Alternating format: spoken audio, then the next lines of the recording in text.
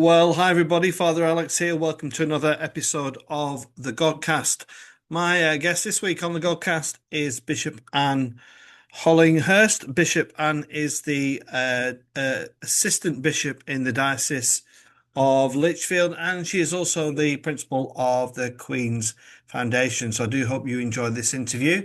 If you do, then please do check out others. Perhaps follow me on Twitter at AlexDJFrost or subscribe to the YouTube channel. But for now, I hope you enjoy this interview with Bishop Anne Hollinghurst.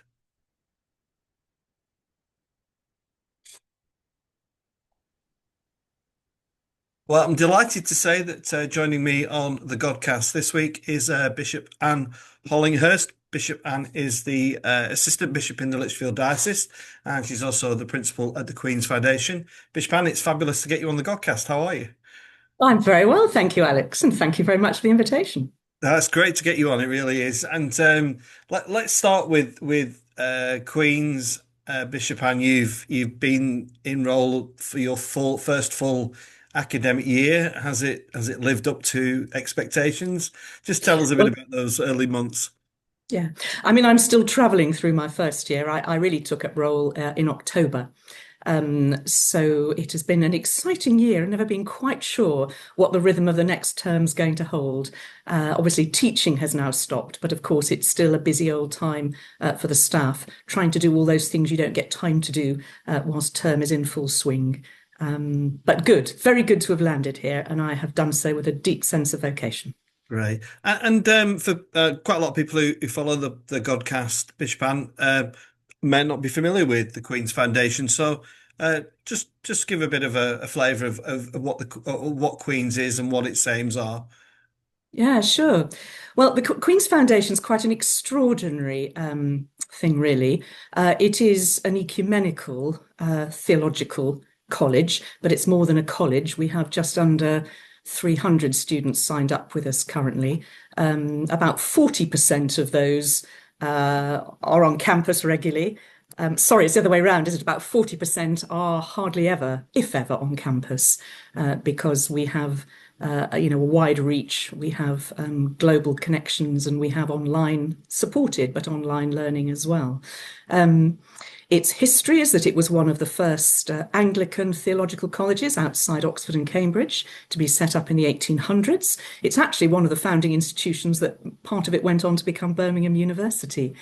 But over the years, the journey Queen's has travelled has made it very much an ecumenical foundation, particularly a partnership with the Methodist Church, which came into being in the 1970s. But we have broad interdenominational representation here, and to my delight, a growing partnership with the Black majority Black Pentecostal churches, particularly through the work of our Centre for Black Theology. So we continue to train those for ordained ministry in the Methodist and Anglican Church and others, but we have a lot more going on beside, right through from the kind of, get a taste of theology, non-accredited, dip your toe in kind of discipleship opportunities for study and learning, to particular programs that are about developing particular aspects of people's ministry, lay and ordained. We actually have a thriving research department with a little under 50 students studying for PhDs. So there's a lot going on, Alex, a lot going on. I would imagine that rich kind of cultural heritage and different flavors of different denominations can lead to some quite sparky debates and conversations. It's very unique, isn't it, in that regard, as far as theological colleges go. What do you think is the real blessing of that diversity of community? Well, interestingly, we've just had our annual foundation event at which we mark all the achievements of our students who are leaving in particular. And one of the things so many of them say in their testimonies is about what they valued is the interdenominational context in which they've learned. Now, obviously, for Anglicans or indeed for Methodists, there is particular formation within their tradition. So the Anglican students do meet together on their own for Anglican formation. We do that as well.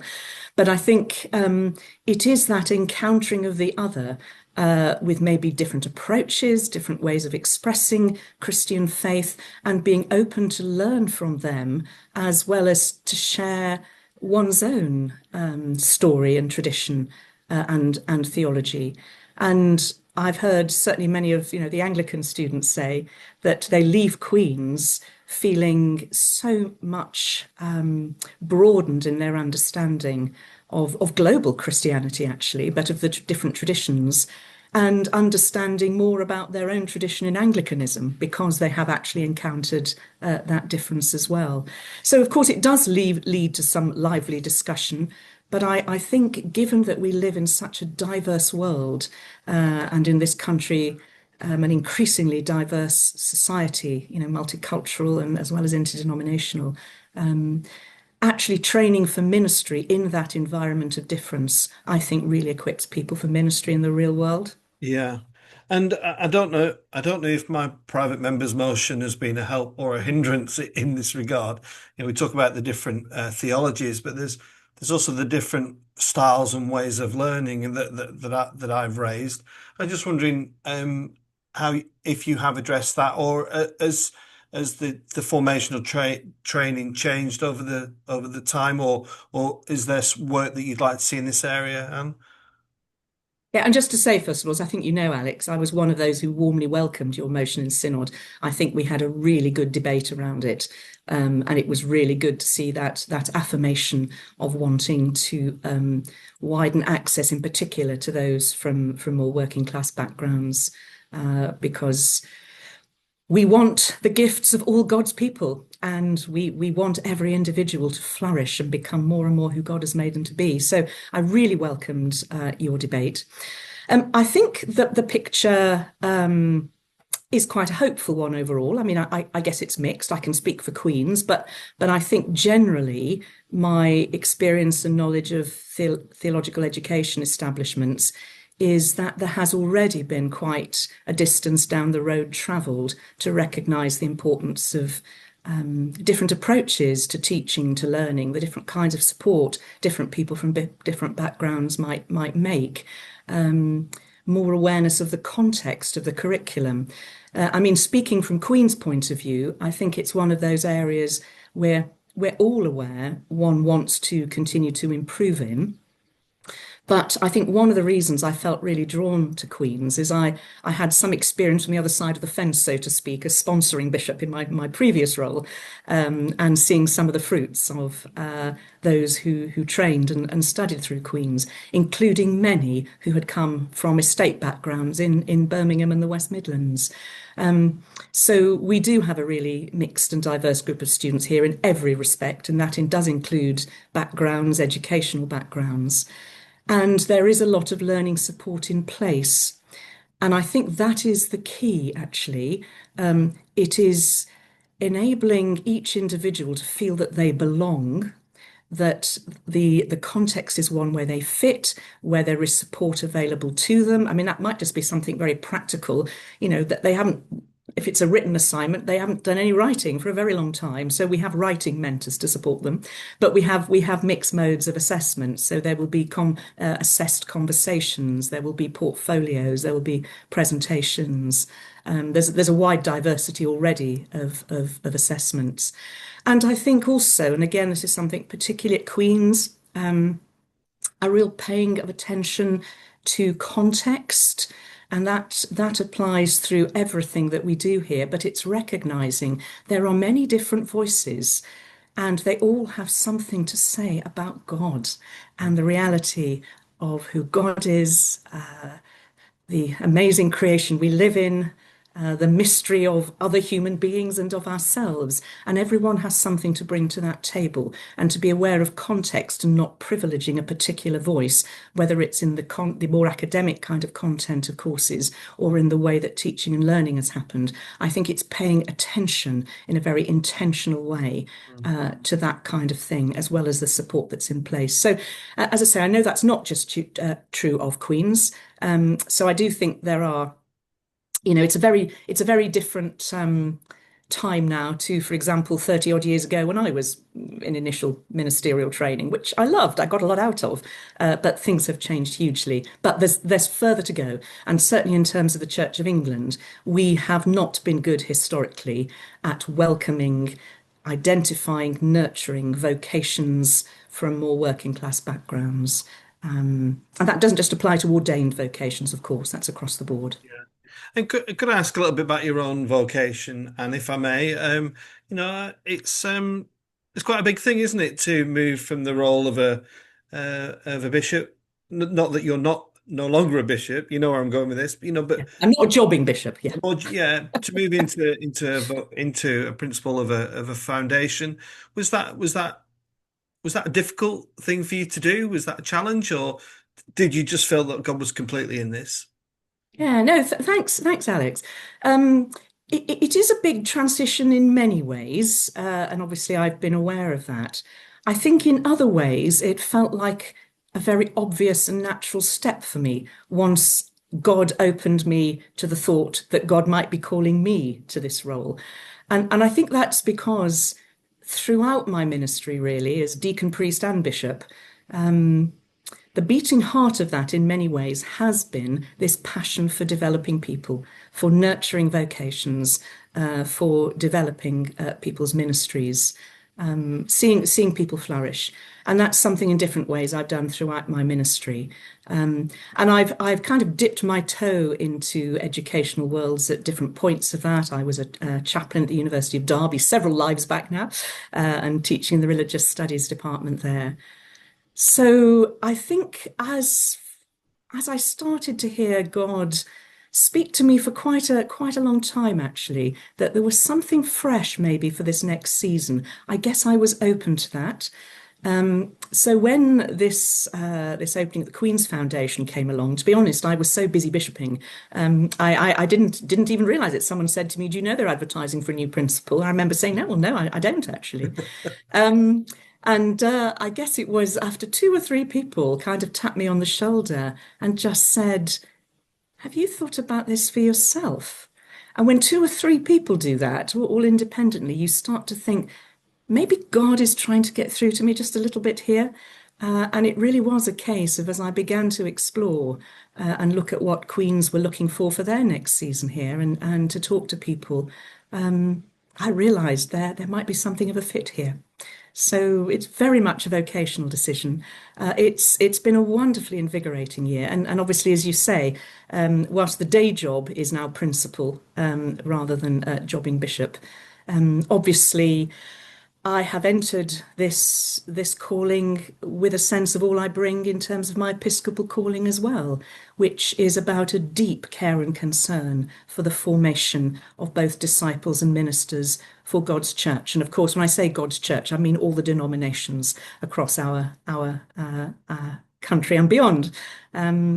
So in a sense, it still feels a very episcopal role because it is actually about nurturing the vocations and helping to equip those to serve the church and the world. I think vocation, the word vocations, I find fascinating. As a jobbing vicar, sometimes people suggest things or moves, and I generally look to God to see if God's calling me to maybe something else. And sometimes things have been put before me, and I've thought, well, I just don't think God's in this. And I think and also I have the blessing of being a vocational advisor for the diocese as well, and seeing people where you really sense that real strong sense of vocation, and sometimes less so. And I think in Lancashire we perhaps struggle to recruit more than in other places, and some places have got like a queue of 12, 15 people for one role, all saying that God's calling them to that place. How do we really dig into what vocation is? And I don't know if that's too deep a question for 10:30 on a Monday morning, but I'm just wondering what your thoughts were. I think it's a brilliant question. I mean, your insights are as valid as mine here, Alex. So let's talk about it. Let's think about it. I mean, first of all, I do find it very curious that God seems to be calling a lot more priests, for example, to the south of England than the north of England. I do find that quite curious. So that's one to take up with God as well. Um, but I think it is a mixture. I mean, I think what you've described already is actually very helpful. Um, because when we're talking about vocations to particular ministries within the church, it always has to be a meeting, I think, between the sense of of call of the person, but also, of course, the call of the church.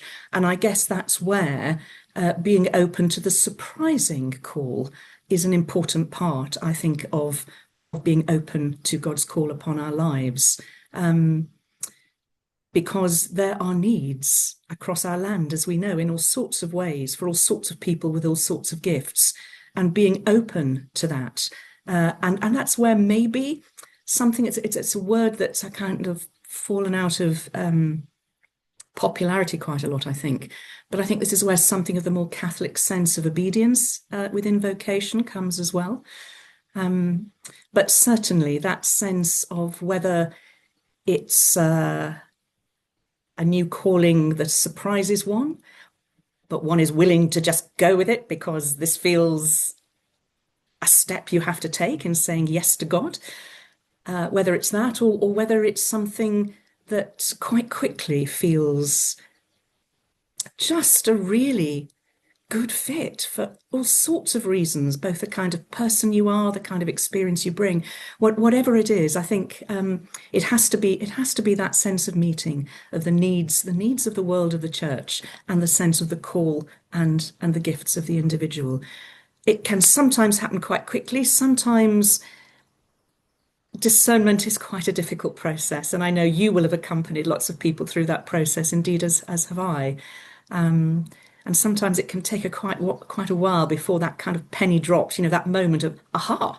And when that happens, and when you're accompanying people and you can see that happening, it's pretty wonderful. It I mean, is. it's not been something of your experience. I know you're supposed to be interviewing me, not you, but I'm interested to hear your thoughts on this. Yeah, oh, well, yeah, I just agree. Well, I can go with what you said, really. I think when you meet somebody, or you hear something, or you experience something, and the penny drops, then I just think, well, that's the God moment. I think we're all guilty of sometimes missing those God moments, aren't we? We kind of so busy in our activities and lives that we think, oh gosh, I should have spotted that sooner rather than later. But yeah, I think.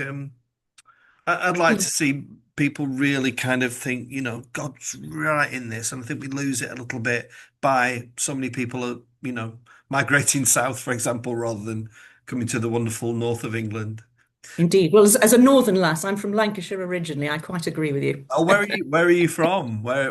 Well, my mother's family were from the Blackburn kind of All area, right. Okay. but I grew up more in the kind of the Liverpool Right. area, the coastal Yeah. strip there. Lovely. But I think there is something. I think what you've just nudged for me further is something further I'd want to say.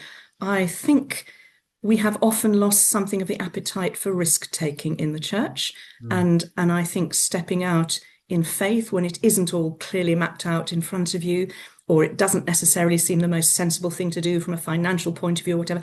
I think that is something we have lost. And I think I've observed that both as a sponsoring bishop working, with ordinands, as well as more generally. So I think,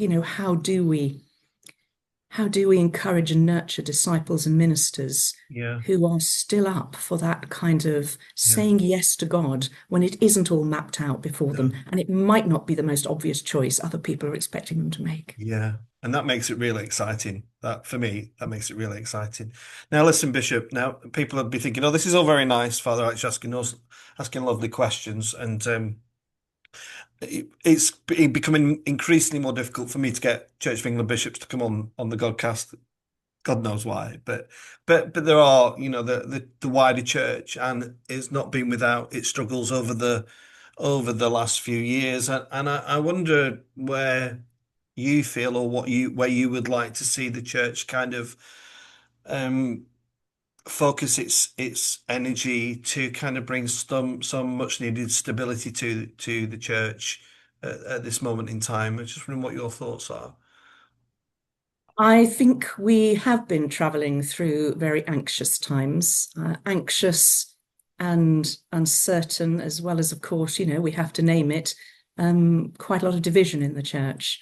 And we are still working through that. I think I see some signs of hope, but I think we have some way to go. I think we have and obviously I'm talking now from a Church of England perspective, and obviously here in my current role, I've learned to think much more broadly from the perspective of many denominations. But I think as the Church of England, we do have some trust to make up. I say that, but actually, what I also observe, and I'm sure you do, is that at local level, which I always say is where the real blessedness and grit of the Church of England, is at work and evident. At local level and in our parishes, even though it's hard work, even though I know, there are many clergy who are finding the demands of ministry huge, I still think locally there is significant trust in the local church because that's where relationships are built. You meet real people. I think the national kind of conversation that the Church of England has been having is where we have got quite a lot of trust to make up. Having said that, I know some of my dear, Methodist colleagues and other here at Queen's say to me, all the denominations, of course, have their issues and have their disagreements. The thing about the Church of England is because we remain the established church, we, of course, have all our disagreements and debates in public. So it's not easy to do the difficult conversations or the thinking together without that being suddenly posted all over social media, for example. And I suspect that might be one of the reasons that increasingly leadership, individuals, others are perhaps more careful, But we have to have those difficult conversations and we have to find a good way of having them. And we have to rebuild that trust. Yeah, I mean, I'll be honest. One of the frustrations I have with bishops, whilst having a huge amount of empathy and compassion for what sometimes seems like a poison chalice. You're often damned if you do, and you're damned if you don't. But I think sometimes there is too much silence. And what you just said there. People do need the courage to speak out, whether it's on matters of safeguarding or LLF, which is living in love and faith for people who aren't familiar with that term, or whether it's something I've been engaging with, ketamine and grooming. I think I suppose the question I'm looking for is do you think we're right to expect more from bishops, or should we be prepared to just see bishops as a kind of a quiet, prayerful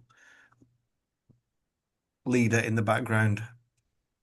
I think we should expect courageous moral leadership, not just from bishops, actually, but to all who own the name Christian. But obviously, bishops have a particular public-facing role. I think it's how you show that courageous and moral leadership. Now, I don't think it'd be appropriate to go into naming names here, but I would just like to say I do see some of my Episcopal colleagues speaking with courageous moral leadership. And I know privately that they get a lot of flack for that. But they know that that's part of the cost, part of the price of leadership. I think sometimes those in leadership, you're probably aware of this from your own leadership in the parish. You are aware of things that not everyone is aware of. And therefore, it's not quite as straightforward as to come out with something that might sound like a good soundbite. It might sound like this is an example of good, courageous moral leadership. But actually, the situation or the background situation is so complex that trying to find a way to speak truthfully into that, to handle a situation well, but to do it with compassion, courtesy, kindness, and nuance, can be a tricky line to tread. And maybe sometimes that's interpreted as silence, whereas actually bishops and others might be giving very helpful leadership, but more quietly in the background. But I think it's both and, Alex. Certainly, I hope all bishops are or should be prayerful and have their quiet moments and their deep calling out to God for our church and our world. So I think all courageous moral leadership arises out of that deep life, that deep inner life of prayer with God. But I think, well, a bit like right from Ecclesiastes, isn't it? There's a time to speak and a time to be silent. And I think there is wisdom in discerning which. Whether bishops always get the wisdom right on it, yeah, I think I would agree with you there. It's often a hard call. I think I was thinking about this last night, and I think there is good news to be preached, isn't there? For us, and that is the message of Jesus. That is the good news. But you know, we are heavily weighted by a lot of bad news in the church, and I think something like LLF is an Achilles heel for us, and it's something that you've been involved with. Do you? As a bishop, as a Christian, as somebody who represents Queens, who is generally regarded as an inclusive theological place of education, do we have to sometimes think, well, we're gonna get to a point where somebody's not going to like what we do, but we have to do it? Do you think we sometimes are?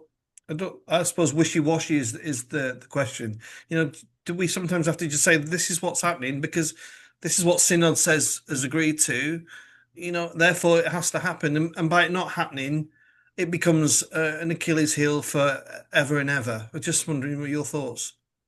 I mean, on that particular issue, I do feel we have got very bogged down.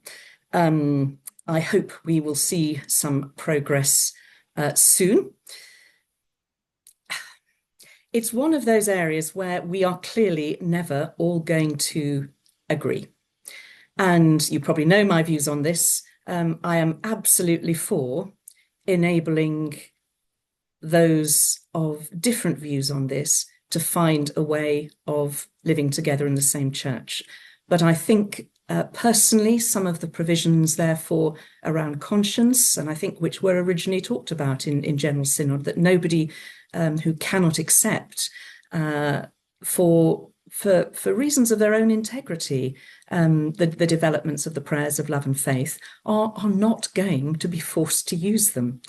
I think for me, where we have got really stuck is in discussions of what kind of structural provision.